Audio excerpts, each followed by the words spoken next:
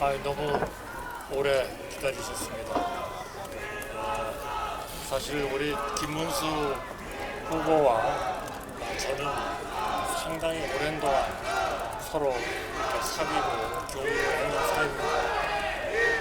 경기도 지사를 하실 때에도 제가 여러 번 가서 한미 FTA 저희 타결한 내용을 우리 경기도 지사님을 포함해서 많은 경기도 직원들한테 제가 설명도 하고,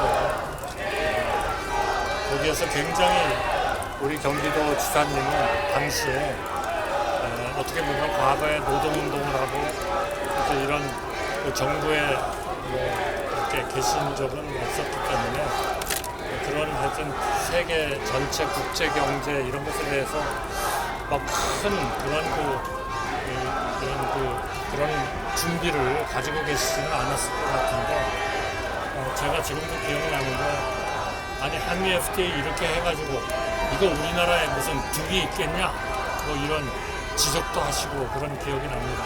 그래서 제가 좀 지켜보시죠 그랬더니 다행히 이제 그 다음에 한 10년쯤 지나서 트럼프 대통령 1기 때 트럼프 대통령이 우리나라 한미 FTA를 보면서 아니 누가 이걸 협상을 해가지고 이렇게 미국이 맨날 손해만 보게 만들어놨냐 이래가지고 이거 당장 없애버리라 이래가지고 이제 또 막 미국하고 협상을 해가지고 타결도 다시 협상도 하고 한 기억이 납니다.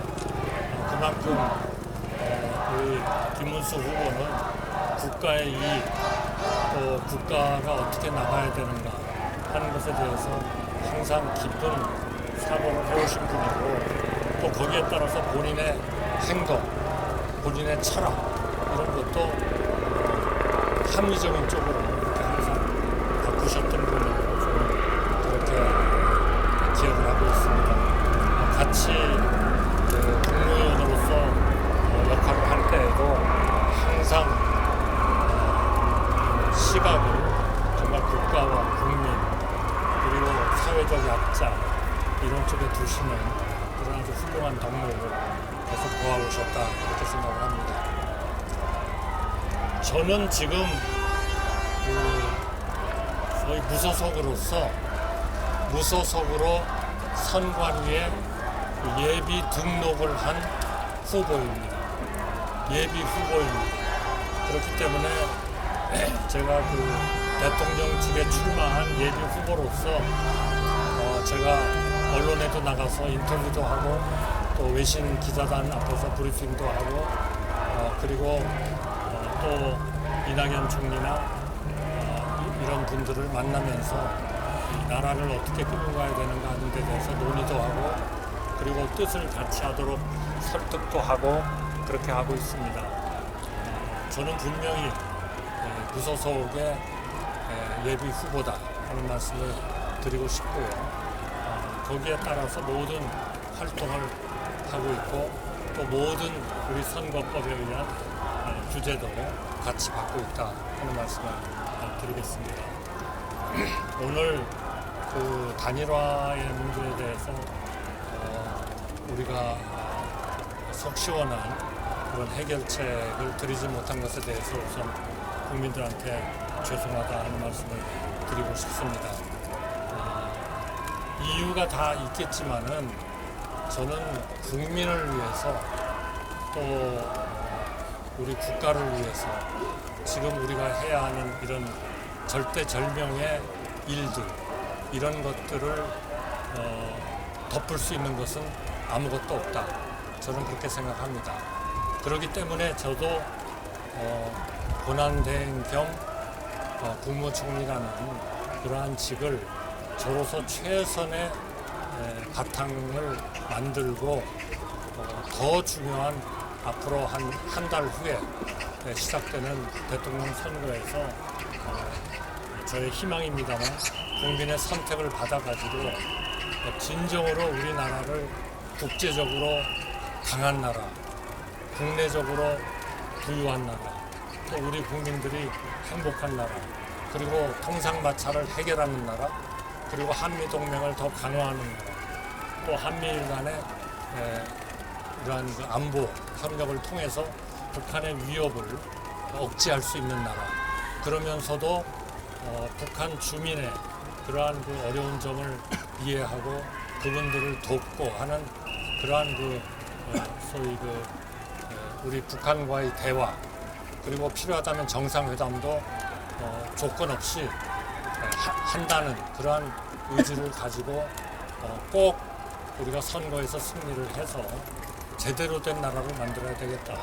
특히 국내적인 이런 갈등 그리고 분열, 이것을 해결하지 않고는 절대로 우리나라는 경제나 외교나 국방이나 또는 민생, 사회 이런 데 있어서의 제대로 된 개혁을 할 수 없다.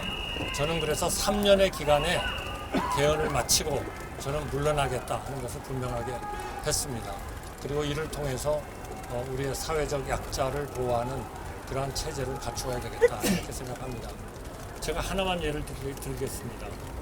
지난 3년의 정부가 사회적 약자에 대해서는 좀 배려가 적지 않았냐 이런 얘기들이 많이 있었습니다.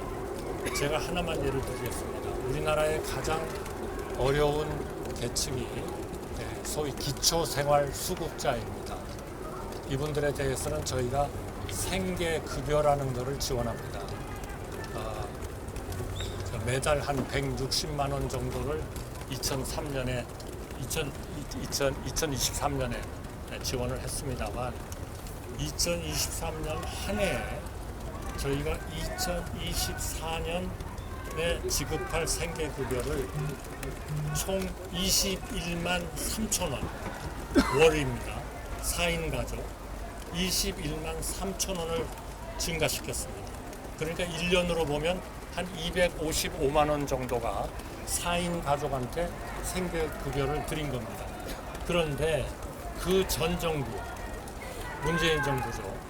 5년 동안에 생계급여가 늘어난 금액은 19만 6천 원입니다.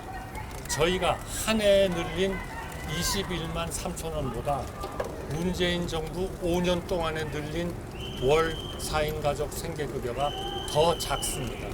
저희가 그만큼 사회적 약자, 일종의 제3의 길을 가려고 노력을 했다. 그런 말씀을 드리고요. 제가 국민의 선택을 받는다면 저도 그러한 우리의 자유민주주의 그리고 시장 경제를 기초로 하면서도 사회적 약자를 보호하기 위한 그러한 제3의 길을 우리의 정책의 어떤 베이스로 기초로 좀 가져가려고 합니다. 그러려면 헌법이 개정돼야 되고 통상의 관세 폭탄이 해결돼야 되고 그리고 국민과 동행하는 그런 사회적 약자를 위한 국민과의 동행이 이루어져야 된다. 이런 엄청나게 중요한 것, 이러한 우리의 과정을 위해서 만약에 지금 민주당의 이 정권이 넘어가면 어떻게 될 것 같으냐, 저는 정말 생각하기도 싫습니다.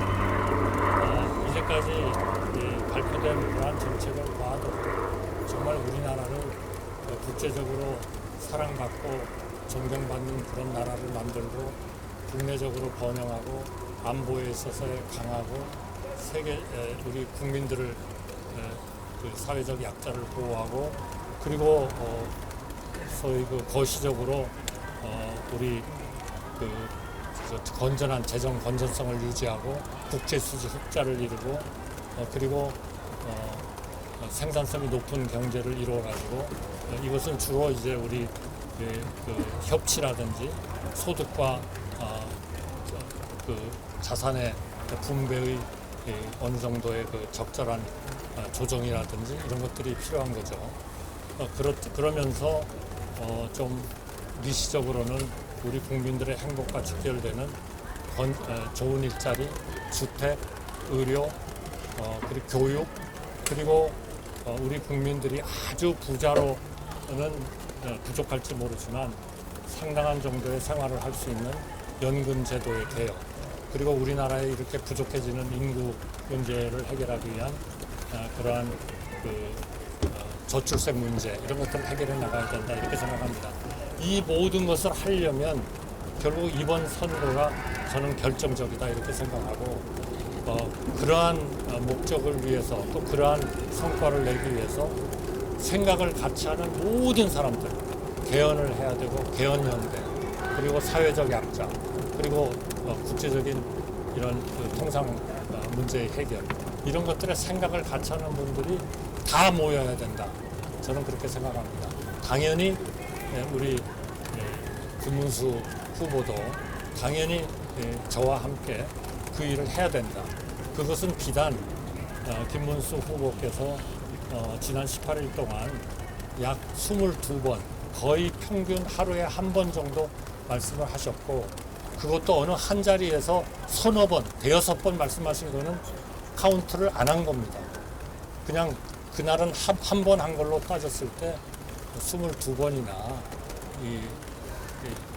단일화가 중요하고 본인이 후보가 되면 한덕수 후보와 가장 먼저 이 문제를 논의하겠다. 이렇게 계속 국민들한테 약속을 해왔기 때문에 저는 당연히 우리 후보와 제가 맨 먼저 이 일을 타결해야 되는 거 아닌가 이렇게 생각을 합니다.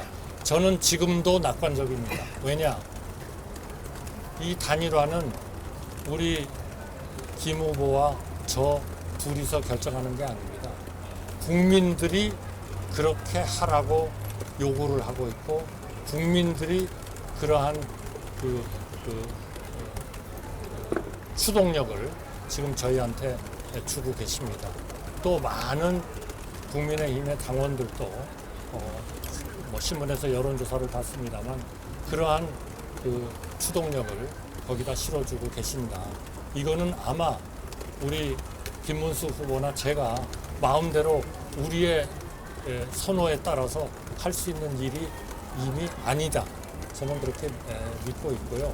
앞으로 계속 그러한 그 좋은 결과가 나오도록 제 나름대로도 또 노력을 계속하겠습니다. 감사합니다. 예, 저 관련해서 질문을 좀 많이 기다리시고 힘드시니까 한 4분 정도, 3-4분만 받겠습니다. 예, 기자님. 후보님 서울신문 조중원입니다.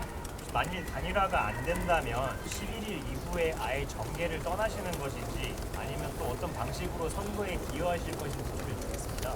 저는 아까 제가 나중에 말씀드렸습니다마는 이러한 잘못된 정권에 우리 정부나 국민들이 맡겨지는 일, 저는 이거는 정말 우리 이제까지 이룬 우리 한강의 기적을 무너뜨려 버리는 것이다.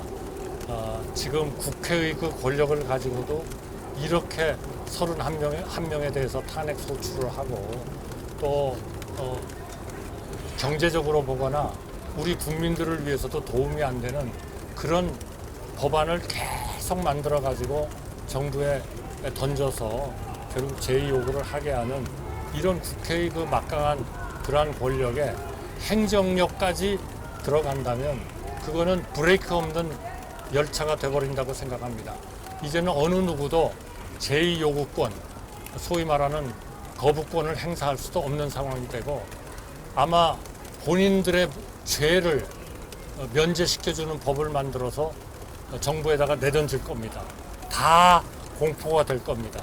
이런 어느 누구도 법 위에 설 수 없다는 그러한 우리의 그 전통적인 법치주의가 깨지는 겁니다.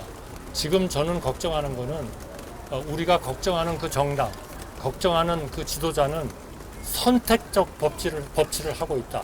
이렇게 생각합니다. 본인한테 유리하고 본인의 조직에 유리하면 잘하는 거고 그 재판관이 잘하는 거고 그 법원이 잘하는 거고 본인들한테 불리한 거를 한 재판관과 법원은 전부 다 말하자면 엉터리 법관이고 엉터리 법원이고 손을 봐야 하는 그러한 조직이고 이런 정말 이제까지 우리 김문수 후보가 말씀하셨듯이 이제까지 어느 정권도 그러지 않았던 제가 모셨던 김대중 대통령, 제가 모셨던 노무현 대통령 절대로 그러지 않았습니다. 다 시장을 중시하고 자유민주주의를 지키려고 노력하셨고 그리고 지금과 같은 그런 정말 말도 안 되는 법을 만들어 가지고 정부한테 막 들이미는 그것이 전부 다 표에 도움이 된다고 착각을 하고 있기 때문에 그렇습니다. 절대로 우리 국민은 현명한 우리 국민은 그런 생각을 하고 계시지 않고 그런 선택을 하시지 않으리라고 생각합니다. 네. 예. 시사인 권은혜 기자라고 합니다. 후보님 아까 국민의힘 주변과 대선 출마 과정에서 전혀 통화한 적이 없었다고 만난 적도 없다고 하셨는데 단일화나 그 대선 출마 관련돼서 그 지도부 국민의힘 지도부가 정말 연락을 전혀 안 하셨는지 다시 한번 묻겠습니다. 저는 이런 그 경선 과정에 영향을 줄 수 있는 그런 일은 하지 않았습니다. 한 번만 더 받겠습니다. 예. 입니다. 아까 22번 단일화를 정문수 후보님이 말씀하셨다고 22번이 넘죠. 예. 실제로 말씀하신 거는 아마 수십 번 더 얹어야 될 겁니다. 근데 만약에 김문수 후보님이 그 후보님과의 단일화를 구체적으로 말씀 안 하셨다면 출마를 안 하셨을 겁니까? 저는 출마를 했을 겁니다. 왜냐하면 앞으로 6월 3일이 워낙 우리나라의 운명을 결정하는 그런 선거이기 때문에 저는 당연히 거기에 출마를 했을 거고요. 그러나 단일화가 전제되지 않는 이번 선거는 저는 굉장히 어려운 선거가 될 거다. 그럼 결국 우리 국가와 국민과 우리가 이제까지 쌓아왔던 소위 한강의 기적이 전부 다 정말 엄청난 위협에 처하게 된다. 그래서 저는 이거는 반드시 되어야 되고 저는 되리라고 믿습니다. 우리 국민과 이런 당원들이 그거를 어떻게든 되도록 힘을 모아주시지 않겠나 그렇게 생각을 하고요. 아까 제가 11일까지 단일화가 안 되면 어떻게 하겠냐 하는 말씀을 드렸습니다만 저는 제가 국민에 대한 기본적인 예의는 단일화가 이루어지지 않은 상태에서 제가 후보 등록을 하는 것은 그거는 맞지 않다. 제가 국민들에 대한 최소한의 예의는 등록을 하지 않는 것이다. 이렇게 믿고 있다는 말씀을 드립니다. 후보님 그럼 마지막으로 하나 하겠습니다. 예. 아닙니다. 죄송합니다. 질문하십시오. 아니 제가 지목을 하는 겁니다. 한국일보 나광현입니다. 질문 드리고 싶은 게 사실 지금 단일화에서 중요한 게 두 분이서 시너지 효과가 나야 되는 거잖아요. 근데 당 지도부에서 지금 약간 강제 단일화라고 볼 정도로 자체적으로 진행을 하고 있는데 사실 이렇게 되면 단일화가 돼서 효과가 크지 않을 수도 있다고 볼 것 같은데 국민님은 이런 식으로 당 지도부가 단일화 진행하는 거 어떻게 보시는지 궁금합니다. 이거는 정말 정치의 최고 전문가들이 판단해야 할 일이다. 저는 그렇게 생각합니다. 저는 그 문제는 판단을 하지 않겠습니다. 그러니까 그 시너지 효과라는 게 어느 분야에서 얼마나 날 수 있는 거냐 하는 거는 제가 그거를 충분히 분석할 만한 좋은 그런 정치에 대한 그러한 그 통찰력과 지식은 저는 없다 생각합니다. 다만 저는 우리 국가가 국민이 그리고 우리 국민들의 민생이 또 우리 국가의 국제사회에 있어서의 지위가 통상마찰이 이것이 해결이 되려면 지금과 같은 이런 분열 그리고 갈등 이거 가지고는 안 된다 하는 것은 이미 판정이 됐다고 생각합니다. 그렇기 때문에 우리 단일화는 그런 것 때문에 필요한 거다. 모두가 같은 생각을 하는 사람들이 다 뭉쳐야 된다. 이렇게 생각하고요. 아까 저 질의에 제가 답변을 못 드렸는데 저는 우리 단일화가 어느 쪽으로 되든 저는 우리 김문수 후보를 열심히 제가 할 수 있는 한 도울 겁니다. 그게 국민들한테 경제의 문제를 제대로 설명하는 것이 될지 외교의 문제를 설명하는 것이 될지 모르겠습니다만 제가 50년 동안 쌓아온 모든 것을 총동원해서 모을 거고 힘을 모을 거고요. 또 제가 아는 많은 분들이 이러한 개헌연대 그리고 힘을 모으는 데 합치도록 그렇게 제 나름대로의 노력을 하겠습니다. 네. 오랜 시간